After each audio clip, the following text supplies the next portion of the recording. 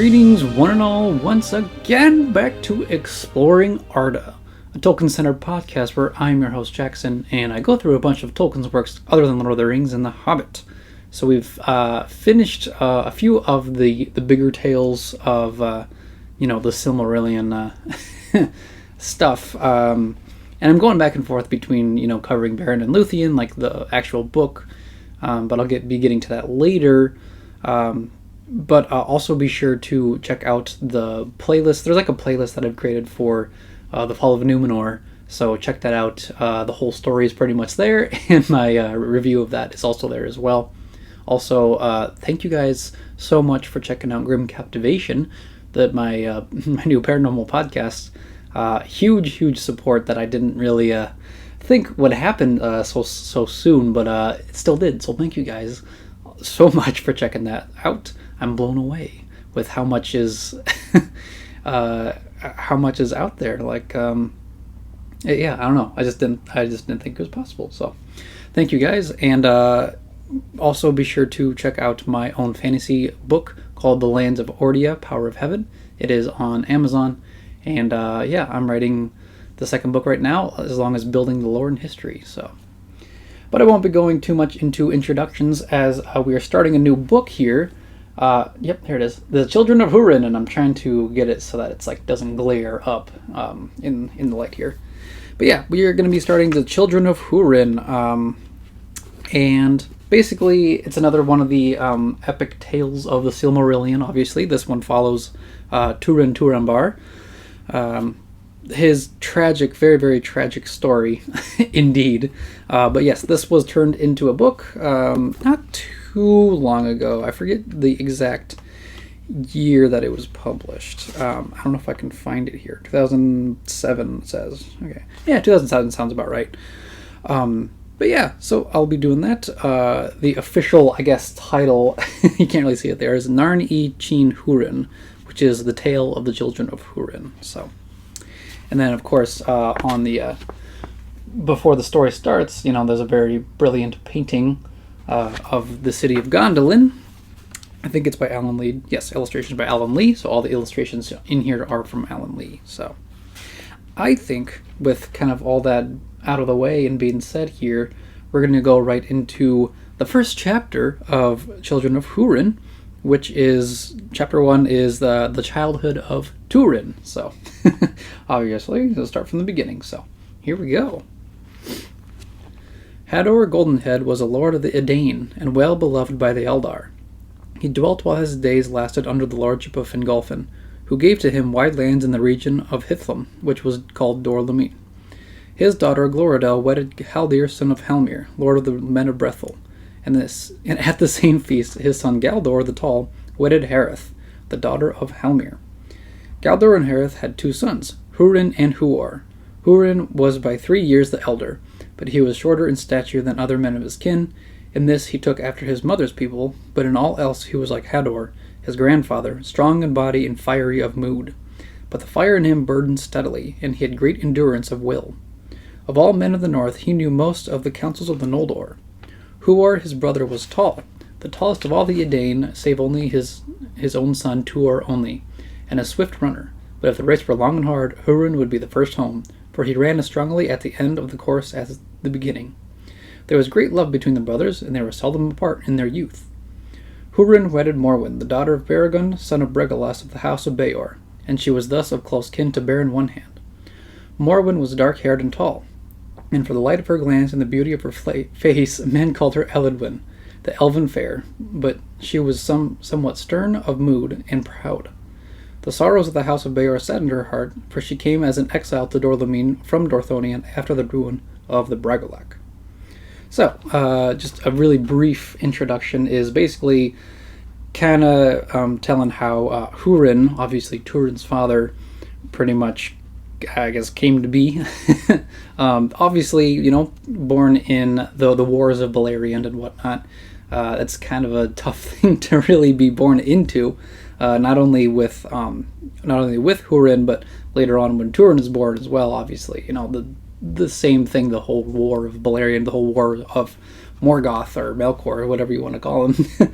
rages on for many hundreds of years. So crazy, but yes. So Húrin's wife is Morwen. So, and then now we get back to the story with Túrin. Hooray! So here we go. Túrin was the name of the eldest child of Húrin and Morwen, and he was born in that year in which Beren came to Doriath and found Luthien Tinuviel, Thingol's daughter. Morwen bore a daughter also to Húrin, and she was named Urwen, but she was called Lalaith, which is laughter, by all that knew her in her short life. Húor wedded Rion, the cousin of Morwen. She was the daughter of Belagun, son of Bregalas. By hard fate was she born into such days, for she was gentle of heart and loved neither hunting nor war. Her love was given to trees and to the flowers of the wild, and she was a singer and a maker of songs. 2 months only had she been wedded to Húor when he went with his brother to Nirniath Arnoediad, and she never saw him again. But now the tale returns to Húrin and Húor in the days of their youth. It is said that for a while the sons of Galdor dwelt in Brethil as foster sons of Haldir, their uncle, after the custom of northern men in those days. They often went to battle with the men of Brethil against the orcs, who now harried the northern borders of their land. For Húrin, though only 17 years of age, was strong, and Húor, the younger, was already as tall as most full-grown men of that people. On a time, Húrin and Húor went with a company of scouts, but they were ambushed by the orcs and scattered, and the brothers were pursued to the ford of Brithiac. There they would have taken or slain for the power of Ulmo, that was still strong in the waters of Sirion, and it is said that a mist arose from the river and hid them from their enemies, and they escaped over the Brithiac into Dimbar. There they gathered in great hardship among the hills beneath the sheer walls of the Crisagrim, until they were bewildered in the deceits of that land, and knew not the way to go on or to return. There Thorondor espied them, and he sent 2 of his eagles to their aid, and the eagles bore them up and brought them beyond the encircling mountains to the secret vale of Tumladen, and the hidden city of Gondolin, which no man had yet seen. There Turgon the king received them well, where he learned of their kin, for Hador was an elf friend, and Ulmo, moreover, had counselled Turgon to deal kindly with the sons of that house, for whom help would come to him as need. Húrin and Húor dwelt as guests in the king's house for well nigh a year, and it is said that in this time Húrin, whose mind was swift and eager, gained much of the lore of the elves, and learned also something of the counsels and purposes of the king. For Turgon took great liking to the sons of Galdor, and spoke much with them, and he wished indeed to keep them in Gondolin out of love, and not only for his law that no stranger, be he elf or man, who found the way to the secret kingdom or looked upon the city, should ever depart again, until the king should open the leaguer, and the hidden people should come forth. And I'll take a pause, just because this is I guess somewhat important, because obviously Gondolin, the hidden city, it obviously gets the name the hidden city for a reason. So, yeah, Húrin and Húor, brothers, 2 good brothers, spending a year in Gondolin. I mean, and they're also like friends, literally buddies with the king, because he remembers Ulmo's words that there would be, taking counsel that if there would be some of the Edain that comes over just by chance, just to treat them well, and he does treat them well, and for good reasons. So because they're actually good, they're actually good people. Wow, can you believe that? But yeah, pretty much they are in Gondolin for a year, and they kind of just stay there instead of being out in the wild, which makes sense. So, but yeah, so then back to it once again. But Húrin and Húor desired to return to their own people and share in the wars and griefs that now beset them. And Húrin said to Turgon, "Lord, we are but mortal men, and unlike the Eldar. They may endure for long years awaiting battle with their enemies in some far distant day. But for us the time is short, and our hope and strength soon wither. Moreover, we do not find the road to Gondolin, and indeed we do not know surely where this city stands. For we were brought in fear and wonder by the highways of the air, and in mercy our eyes were veiled." Then Turgon granted his prayer, and he said, "By the way that you came you have leave to return, if Thorondor is willing. I grieve at this parting, yet in a little while, as the Eldar account it, we may meet again." But Maeglin, the king's sister's son, who was mighty in Gondolin, grieved not at all at their going, though he begrudged them the favor of the king, for he had no love for any of the kindred of men. And he said to Húrin, "The king's grace is greater than you know, and some might wonder wherefore the strict law is abated for 2 knave children of men. It would be safer if they had no choice but to abide here as our servants to their life's end." "The king's grace is great indeed," answered Húrin, "but if our word is not enough, then we will swear oaths to you." And the brothers swore never to reveal the counsels of Turgon, and to keep secret all that they had seen in his realm. Then they took their leave, and the eagles coming bore them away by night, and set them down on Dor Lumine before the dawn. Their kinsfolk rejoiced to see them, for messengers from Brithil had reported that they were lost. But they would not tell even to their father where they had been, save that they were rescued in the wilderness by the eagles that brought them home. But Galdor said, "Did you dwell then in a year in the wild, or did the eagles house you in the eyries? But you found food and fine raiment, and returned as young princes, not as waifs of the wood." "Be content, father," said Húrin, "that we have returned, for only under an oath of silence was this permitted. That oath is still on us." Then Galdor questioned them no more, for he and many others guessed at the truth. For both the oath of silence and the eagles appointed to Turgon, men thought. So the days passed, and the shadow of the fear of Morgoth lengthened. But in the 469th year after the return of the Noldor to Middle-earth, there was a stirring of hope among elves and men, for the rumor ran among them of the deeds of Beren and Luthien, and the putting to shame of Morgoth, even upon his throne in Angband. And some said that Beren and Luthien yet lived, or had returned from the dead. And that year also the great councils of Maedhros were almost complete, and with the reviving strength of the Eldar and the Edain, the advance of Morgoth was stayed, and the orcs were driven back from Beleriand. Then some began to speak of victories to come, and of redressing the battle of the Bragollach, when Maedhros should lead forth the united hosts, and drive Morgoth underground, and seal the doors of Angband. But the wiser were uneasy still, fearing that Maedhros revealed his growing strength too soon, and that Morgoth would be given time enough to take counsel against him. "Ever will some new evil be hatched in Angband beyond the guess of elves and men," they said. And in the autumn of that year, to point their words, there came an ill wind from the north under leaden skies. The evil breath it was called, for it was pestilent, and many sickened and died in the fall of that year in the northern lands that bordered on the Enfagolith. And they were, for the most part, the children or the rising youth in the houses of men. But yeah, and I'm going to do a quick break here because it actually switches a little bit over to Túrin. So yeah, Húrin and Húra obviously are allowed, quote-unquote, allowed back to their lands because it is true, they didn't really know what the paths to Gondolin were because they were pretty much, I guess, like blindfolded in a way, but it was also during the night, I think. So they didn't know, and obviously King Turgon is like, okay, that's fine, because Turgon was pretty much, they were close to each other, so he allows it. They come back, everybody rejoices, and then they kind of get right back to it, like, hey, I think Morgoth has plenty more still to come, and it is very true.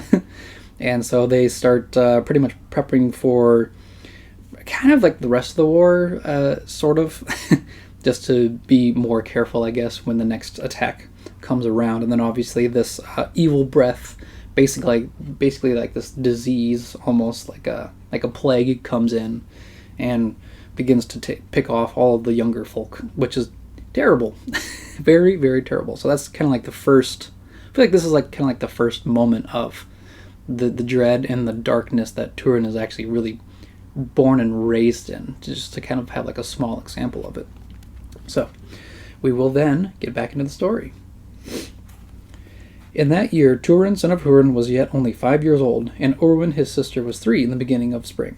Her hair was like the yellow lilies in the grass as she ran in the fields, and her laughter was like the sound of a merry stream that came singing out of the hills past the walls of her father's house.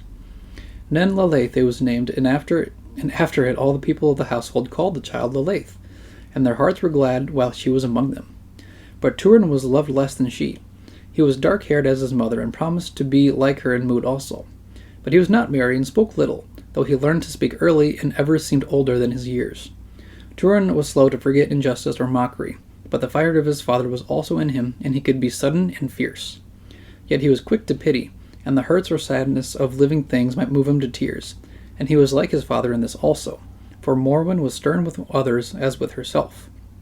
He loved his mother, for her speech to him was forthright and plain, but his father he saw little, for Húrin was often long away from home with the host of Fingon that guarded Hithlum's eastern borders, and when he returned, his quick speech, full of strange words and jests of half-meanings, bewildered Túrin and made him uneasy. At that time all the warmth of his heart was for Lilith his sister, but he played with her seldom, and liked better to guard her unseen and to watch her going upon grass or under tree, as she sang such songs as the children of the Edain made long ago, when the tongue of the elves was still fresh upon their lips. Fair as an elf child is Lilith, said Húrin to Morwen, but briefer, alas, and so fairer, maybe, or dearer. And Túrin, hearing these words, pondered them, but could not understand them, for he had seen no elf children. None of the Eldar at that time dwelt in his father's lands, and once only he had seen them, when King Fingon and many of his lords had ridden through Dorlamine, and passed over the bridge of Nen Lilith, glittering in silver and white. But before the year was out, the truth of his father's words was shown, and the evil breath came to Dorlamine, and Túrin took sick, and lay long in a fever and dark dream. And when he was healed, for such was his fate and the strength of his life that was in him, he asked for Lilith. But his nurse answered, Speak no more of Lilith, son of Húrin, but of your sister Urwen you must ask tidings of your mother. And when Morwen came to him, Túrin said to her, I am no longer sick, and I wish to see Urwen, but why must I not say Lilith any more? Because Úrin is dead, and laughter is stilled in this house, she answered. But you live, son of Morwen, and so does the enemy who has done this to us. Quick little break here. Obviously, yes, another tragedy, and I feel like this is like the common theme of Children of Húrin is just another bad event layered upon another one in Túrin's life. So basically, when Húrin is off with King Fingon, and trying to hold back, like the orcs and whatnot, because it's an ongoing war where it's just countless attacks. So his father is like basically like almost never there because he's in battle. His mother Morwen is kind of like she is there, but like she doesn't really give him a lot of comfort. And then obviously when he gets sick, so does his sister Urwen, and she ends up passing away from this. What was it, the evil breath? Yeah, evil breath. And and so here we go again with another tragedy that just layers on top of one another. So, I just kind of wanted to give you guys kind of like a brief thought of that, where it's just that's kind of the main theme of this book. Back to it here. She did not seek to comfort him any more than herself, for she met her grief in silence and coldness of heart. But Húrin mourned openly, and he took up his harp, and would make a song of lamentation. But he could not, and he broke his harp, and going out he lifted up his hands toward the north, crying, Marrer of Middle-earth, would that I might see you face to face, and mar you as my lord Fingolfin did. But Túrin wept bitterly at night alone, though to Morwen he never spoke again the name of his sister. To one friend only he turned at that time, and to him he spoke of his sorrow and the emptiness of the house. This friend was named Sador, a houseman in the service of Húrin. He was lame and of small account. He had been a woodsman, and by ill luck or the mishandling of his axe, he had hewn his right foot, and the footless leg had shrunken. And Túrin called him Labadel, which is hop-a-foot. Hop-a-foot. I don't know if he would really appreciate that name. Oh yeah, there we go. Though the name did not displease Sador. Oh, okay, never mind. For he was given in pity and not in scorn. Ah, okay. So it wasn't like just to make fun of him. It was... Sorry, a little break there. Sador worked in the outbuildings to make or mend things of little worth that were needed in the house, for he had some skill in the working of wood. And Túrin would fetch him what he lacked, to spare his leg, and sometimes he would carry off secretly some tool or piece of timber that he found unwatched, if he thought his friend might use it. Then Sador smiled, but bade him return the gifts to their places. Give with a free hand, but give only your own, he said. He rewarded as he could the kindness of the child, and carved for him the figures of men and beasts. But Túrin delighted most of Sador's tales, for he had been a young man in the days of the Bragolak, and loved now to dwell upon the short days of his full manhood before his maiming. That was a great battle, they say, son of Húrin. I was called for my task in the wood in the need of that year. But I was not in the Bragolak, or I might have got my hurt with more honor, for we came too late, safe to bear back the bier of the old lord Hador, who fell in the guard of King Fingolfin. I went for a soldier after that, and I was in Aethelsirion, the great fort of the elf kings, for many years, or so it seems now, and the dull years since have little to mark them. In Aethelsirion I was when the Black King assailed it, and Galdor, your father's father, was the captain there in the king's stead. He was slain in that assault, and I saw your father take up his lordship in his command, though but new come to manhood. There was a fire in him that made the sword hot in his hand, they said. Behind him we drove the orcs into the sand, and they have not dared to come within sight of the walls since that day. But alas, my love of battle was sated, for I had seen spilled blood and wounds enough, and I got leave to come back to the woods that I yearned for. And there I got my hurt, for a man that flies from his fear may find that he has only taken a shortcut to meet it. Which is actually a really cool, really cool quote that I kind of stumble upon here and there. In this way, Sador would speak to Túrin as he grew older, and Túrin began to ask many questions that Sador found hard to answer, thinking that others nearer to kin should have had the teaching. And one day Túrin said to him, "Was Lalaith indeed like an elf child, as my father said? And what did he mean when he said that she was briefer?" "Very like," said Sador, "for in their first youth the children of men and elves seem close akin, but the children of men grow more swiftly, and their youth passes soon. Such is our fate." Then Túrin asked him, "What is fate?" "As to the fate of men," said Sador, "you must ask those that are wiser than Labadel. But as all can see, we weary soon and die, and by mischance many meet death even sooner. But the elves do not weary, and they do not die save by great hurt. From wounds and griefs that would slay men they may be healed, and even when their bodies are marred they return again, some say. It is not so with us." "Then the Lalaith will not come back," said Túrin. "Where has she gone?" "She will not come back," said Sador, "but where she has gone no man knows, or I do not." "Has it always been so, or do we suffer some curse of the wicked king, perhaps, like the evil breath?"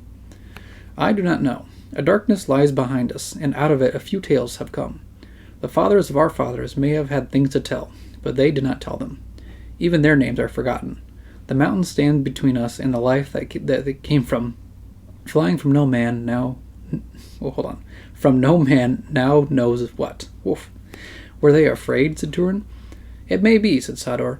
"It may be that we fled from the fear of the dark, only to find it here before us, and nowhere else to fly to but the sea." We are not afraid any longer," said Túrin. "Not all of us. My father is not afraid, and I will not be. Or at least, as my mother, I will be afraid and not show it." It seemed to Sador that Túrin's eyes were not the eyes of a child, and he thought, "Grief is a hone to a hard mind." But aloud he said, "Son of Húrin and Morwen, how will it be with your heart? Labadel cannot guess, but seldom and to few will you show what is in it." Then Túrin said, "Perhaps it is better not to tell what you wish if you cannot have it. But I wish, Labadel, that I were one of the Eldar. Then the Lalaith might come back, and I should still be here, even if she were long away. I shall go as a soldier with an elf king as soon as I am able, as you did, Labadel." "You may learn much of them," said Sador, and he sighed. "They are a fair folk and wonderful, and they have a power over the hearts of men, and yet I think sometimes that it might have been better if we had never met them, but had walked in lowlier ways. For already they are ancient in knowledge, and they are proud and enduring, and their light we are dimmed, or we burn too quick a flame, and the weight of our doom lies the heavier on us." "But my father loves them," said Túrin, "and he is not happy without them. He says that we have learned nearly all that we know from them, and have been made a nobler people. And he says that the men have lately come over the mountains are hardly better than orcs." "That is true," answered Sador. "True at least of some of us. But the up climbing is painful, and from high places it is easy to fall low." Alright, and this is a nice little break too. Basically, Túrin is asking all of these hard questions of of life, basically. And Sador is kind of just like, well, listen, we as humans pretty much die quickly, the youth passes more, rapidly, things like that, but the elves just kind of stick around for the longest time, obviously. And he's like, oh, maybe I wish I were the Eldar, but for me personally, I don't think I would have really enjoyed being an elf, living that long. I get the fact that, the Edain and the men pretty much are, I guess, somewhat jealous of the elves being able to live that long and able to sustain illnesses a little bit better. But I don't know, just for elves like Elrond and Galadriel to live thousands and thousands of years to see all this tragedy, it would be kind of hard to live through. But I don't know, that's just me. And then obviously Sador is pretty much, he knows all about the whole elven folk and them with the long years and illnesses, and he pretty much tells Túrin the ways of life. So, but yeah, brief explanation. Back to it here. At this time, Túrin was almost 8 years old in the month of Gwaeron, in the reckoning of the Edain, in the year that cannot be forgotten. Already there were rumors among his elders of a great mustering and gathering of arms, of which Túrin heard nothing, though he marked that his father often looked steadfastly at him, as a man might look at something dear that he must part from. Now Húrin, knowing her courage and her guarded tongue, often spoke with Morwen of the designs of the elven kings and what might befall, if they went well or ill. His heart was high with hope, and he had little fear for the outcome of the battle, for it did not seem to him that any strength in Middle-earth could overthrow the might and splendor of the Eldar. They have seen the light in the west, he said, and in the end darkness must flee from their faces. Morwen did not gainsay him, for in Húrin's company the hopeful ever seemed the more likely. But there was knowledge of elven lore in her kindred also, and to herself she said, and yet did they not leave the light, and are they not now shut out from it? It may be that the lords of the west have put them out of their thought, and how then can even the elder children overcome one of the powers? No shadow of such doubt seemed to lie in Húrin Thalion. Yet one morning in the spring of that year he awoke heavy after an unquiet sleep, and a cloud lay on his brightness that day. And in the evening he said suddenly, "When I am summoned, Morwen Eladwin, I shall leave in your keeping the heir of the house of Hador. The lives of men are short, and in them there are many ill chances, even in time of peace." "That has ever been so," she answered, "but what lies under your words?" "Prudence, not doubt," said Húrin, yet he looked troubled. "But one who looks forward must see this, that things will not remain as they were. This will be a great throw, and one side must fall lower than it now stands. Even if be the elven kings that fall, then it must go evilly with the Edain, and we dwell nearest to the enemy. This land might pass into his dominion, but if things do go ill, I will not say to you, 'Do not be afraid,' for you fear what should be feared, and that only, and fear does not dismay you. But I say, do not wait. I shall return to you as I may, but do not wait. Go south as swiftly as you can. If I live, I shall follow, and I shall find you, though I have to search through all Beleriand." "Beleriand is wide and houseless for exiles," said Morwen. "Whither I should flee, with few or with many?" Then Húrin thought for a while in silence. "There is my mother's kin in Brethil, that is some 30 leagues as the eagle flies." "If such an evil time should indeed come, what help would there be in men?" said Morwen. "The house of Beor has fallen. If the great house of Hador falls, in what holes shall the little folk of Haleth creep?" In such as they can find," said Húrin. "But do not doubt their valor, though they are few and unlearned. Where else is hope?" "You do not speak of Gondolin," said Morwen. "No, for that name has never passed my lips," said Húrin. "Yet the word is true that you have heard. I have been there. But I tell you now truly, as I have told no one other, and will not. I do not know where it stands." "But you guess, and guess near, I think," said Morwen. "It may be so," said Húrin, "but unless Turgon himself releases me from my oath, I could not tell that guess, even to you, and therefore your search would be vain. But were I to speak, to my shame you would be at best but come at a shut gate. For unless Turgon comes out to war, and of that no word has been heard and is not hoped, no one will come in." "Then if your kin are not hopeful, and your friends deny you," said Morwen, "I must take counsel for myself, and to me now comes the thought of Doriath." "Ever your aim is high," said Húrin. "Over high, you would say," said Morwen. "But last of all defences, all the girdle of Melian be broken, I think, and the house of Beor will not be despised in Doriath. Am I not now kin of the king? For Beren, son of Barahir, was grandson of Bregor, as was also my father." "My heart does not lean to Thingol," said Húrin. "No help will come from him to King Fingon, and I know not what shadow falls on my spirit when Doriath is named." "At the name of Brethil my heart is also darkened," said Morwen. Then suddenly Húrin laughed, and he said, "Here we sit debating things beyond our reach, and shadows that come out of dream. Things will not go so ill, but if they do, then to your courage and counsel all is omitted. Do then what your heart bids you, but do it swiftly.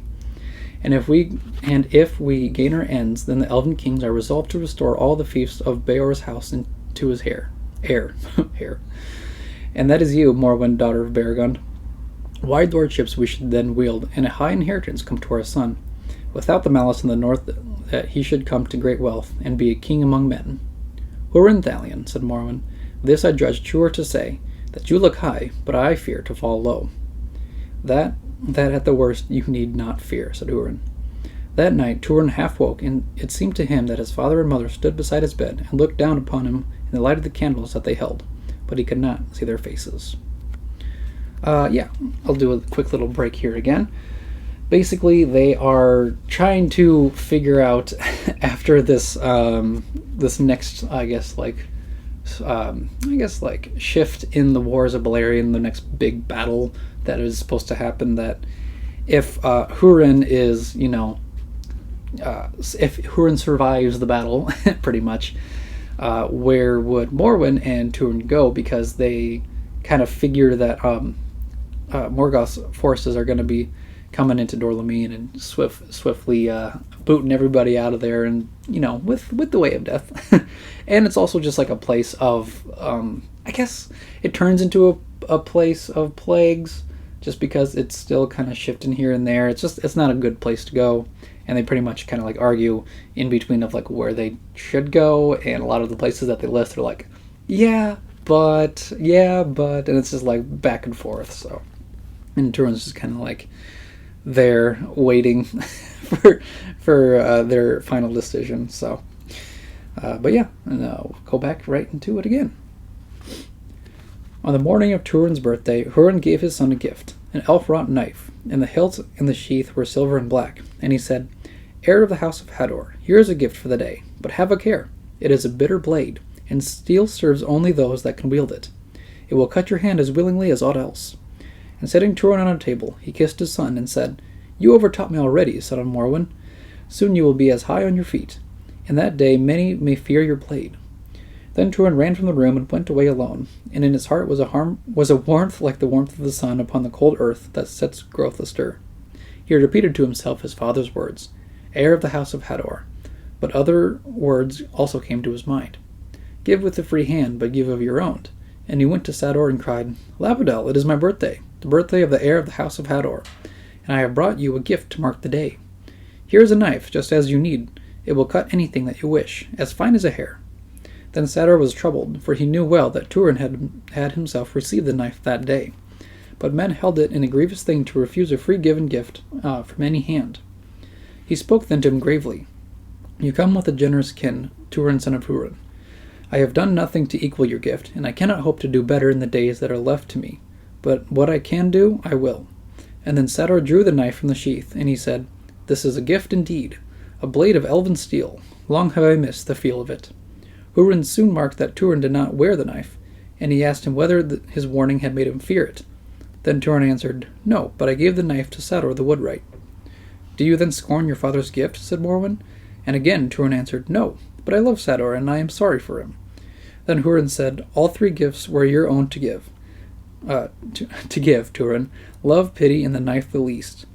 Yet I doubt if Sador deserves them," said Morwen. "He is self-maimed by his own want of skill, and he is slow with his tasks, for he spends much time on trifles unbidden." "Give him pity none the less," said Húrin. "An honest hand and a true heart may hew amiss, and the harm may be harder to bear than the work of a foe." "But you must wait now for another blade," said Morwen. "Thus the gift shall be a true gift, and at your own cost." None the less, Túrin marked that Sador was treated more kindly thereafter, and was set now to the making of a great chair for the Lord to sit in his hall. And I'll do one last little break here before ending the first chapter here. I know it might be a little bit long. So pretty much his birthday gift, the blade, the little knife, he gives to Sador because he still has, some pity on him, but then Morwen was kind of like upset about it, which is, I don't know, it's kind of weird, I guess, but like maybe it's just like the custom, of the House of Hador with like gifts and whatnot. But obviously, yeah, Sador does keep it, from what I kind of like, what I kind of figure. And I don't know, like Húrin is just like, no, that's fine. He could have given it to anybody if he really wanted to. It was his gift after all. So it kind of just shows what Túrin also is all about, is that he has pity for people and animals and creatures, things like that have bad luck and things like that. So, and he himself throughout the story has a lot of like mixed bad luck, but also really terrible events that he has to go through. So I guess this is a tiny shred of foreshadowing, maybe, but not really. I don't know. We're just gonna go right back into it and finish the chapter here. How about that? That's probably better. There came a bright morning in the month of Lothron, when Túrin was roused by sudden trumpets. And running to the doors, he saw the court of a great press of men, on foot and on horse, and all fully armed as for war. There also stood Húrin, and he spoke to the men and gave commands. And Túrin learned that they were setting out that day for Barad Aethel. These were Húrin's guards and household men, but all the men of his land that could be spared were summoned. Some had gone already with Huar, his father's brother, and many others would join the Lord of Dor-lómin on the road, and go behind his banner to the great muster of the king. Then Morwen bade farewell to Húrin without tears, and she said, I will guard what you leave in my keeping, both what is and what shall be. And Húrin answered her, Farewell, Lady of Dor-lómin. We ride now with greater hope than ever we have known before. Let us think that at this midwinter the feast shall be merrier than in all our years yet, with a fearless spring to follow after. Then he lifted Túrin to his shoulders, and cried to his men, Let the heir of the house of Hador see the light of your swords. And the sun glittered on 50 blades as they leaped forth, and the court rang with the battle cry of the Edain of the north. Lacho Kalad, Drego Morn, flame light, flee light. Then at last Húrin sprang into his saddle, and his golden banner was unfurled, and the trumpets sang again in the morning. And thus Húrin Thalion rode away to the Nirniath Ar-Noediad. But Morwen and Túrin stood still by the doors, until far away they heard the faint call of a single horn on the wind. Húrin had passed over the shoulder of the hill, beyond which he could see his house no more. All right. And, that is the end of the first chapter here. Pretty much self-explanatory, really. I mean, listening to it, it's, Húrin pretty much comes back one last time to his house and pretty much tells Morwen and Túrin, hey, going off to battle again. But we have high hopes for this for this battle, and obviously it's not a good battle because it's literally called the Battle of Unnumbered Tears, which is like one of the biggest battles of the Silmarillion, which causes a lot of casualties. But they, of course, they don't know that. They have all the high hopes of the Edain, and they are charging off into battle. And Túrin and Morwen have to see Húrin kind of just disappear over the hilltops. So, so that is the first chapter.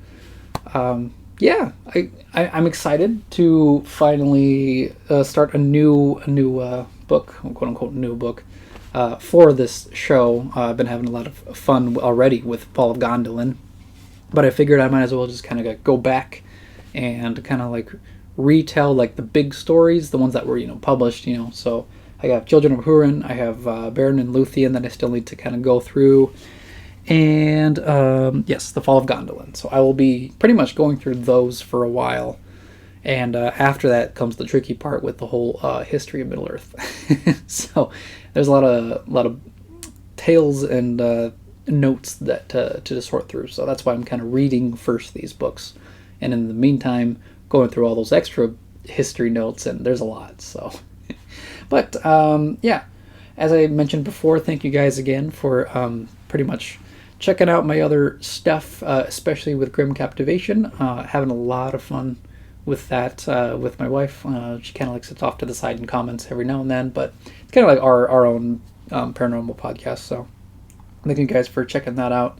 And of course, as always, check out my fantasy book called The Lands of Ordia, Power of Heaven. Like I said before, I've been writing the second book right now. It might not be finished for a while because I'm still adding more and more to the lore and history. Every time that I read through any of like Tolkien's books or listen to some like fantasy music, things like that, or run a D&D session, it just kind of sparks more ideas. So taking my time with that series. So, but I think with everything being said, just be sure to stay tuned for another episode. And may the light of Elbereth be with you all. Farewell! I don't know why I did that. Farewell!